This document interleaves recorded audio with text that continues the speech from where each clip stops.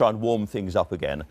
Nigel Farage, you have talked about a moneyed elite betraying the will of the people. Are you talking about Gina here, Miller? Oh, very much so, yeah. Although, don't forget, I've been in the European Parliament for years, so I've seen this happen all over Europe. I've seen the Danes forced to vote again, the Irish forced to vote again, the Dutch and French ignored. There is a political and wealthy ruling elite who are not prepared to accept the democratic result of referendums. You've been an insurgent all your political life. Do you not at least admire Gina Miller here for using her own money to change things? I mean, nobody asked her to do this. She used her own money. She went to the House of Lords, she went to the courts, and she has now changed our entire political structure.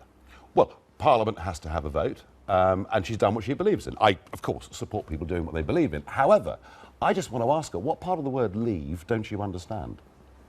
This case, have you read the case? Yes, and you're arguing that Parliament should have a say. But do you want us, ultimately, OK, you accept we're leaving the European Union, do you want us to stay part of the single market?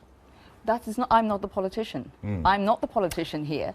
I'm the person who saw the elephant in the room, which was there is no legal certainty. You should actually be my biggest fan, because I've just created the legal certainty so that Theresa May can now, rather than appealing, go ahead, have the debate and leave, not interrupt her timetable. So actually, there is legal certainty. But what you've done is you've given all those in Parliament who argue that the referendum does not mean we should leave the single market, you've given them the chance, effectively, to overturn the Prime Minister's wish and to mandate her. And if that happens, you would have stirred up, I think, the biggest political upset we've ever seen. So should we sack all the MPs and they go home? Because we have a representative democracy at the moment, which means that they have to go in there and debate. That's what Parliament was. That's what you argued for the whole way through, which was parliamentary sovereignty. Exactly. No. This is not about whether Parliament's sovereign. It's about whether the British people are sovereign. That's the real argument here. We are not a direct and for you as a pro-EU supporter, to talk about parliamentary sovereignty in Britain is a bit rich, isn't it, really?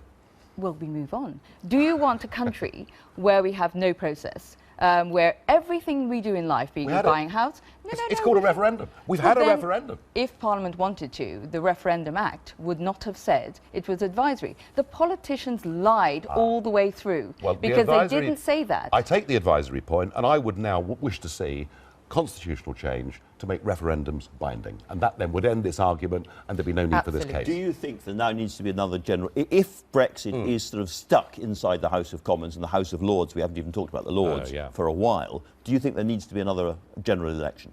Yes, I think that if Parliament was to effectively try and mandate the Prime Minister to try and keep us inside the single market, I don't think Theresa May would have any choice but to go to the country for a spring general election, and she could do so on a very clear ticket, win a big majority. The House of Lords problem, there are over 104 Liberal Democrat live peers who appear to be pledged to delaying the process as much as possible. And I mean, this could be peers as well. I mean, this could be the end of the House of Lords. Yeah.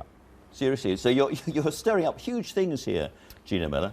I think that Nigel's point on referendum and where is the place of referendum in our political system is a very valid one. But that's not where we exist now. It's about the rule of law where we are now. That is a very valid point about the whole political system being looked at, because it all needs changing, and that's the hatred that's really there. And that's the hatred I completely understand in the people, is that nobody trusts the politicians because the majority of the ones who are the main decision makers lie. But we always used to trust the judges, and apparently we don't trust the judges now either. I think that is unforgivable, because they are not, I'm a nobody. They are the biggest brains in this country. They are what make us great.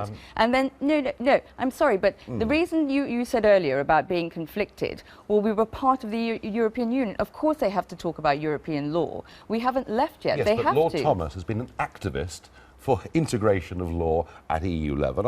And look, the points of law we could argue forever. I just feel that if somebody is directly politically conflicted by their past, they should not sit in judgment. That's all.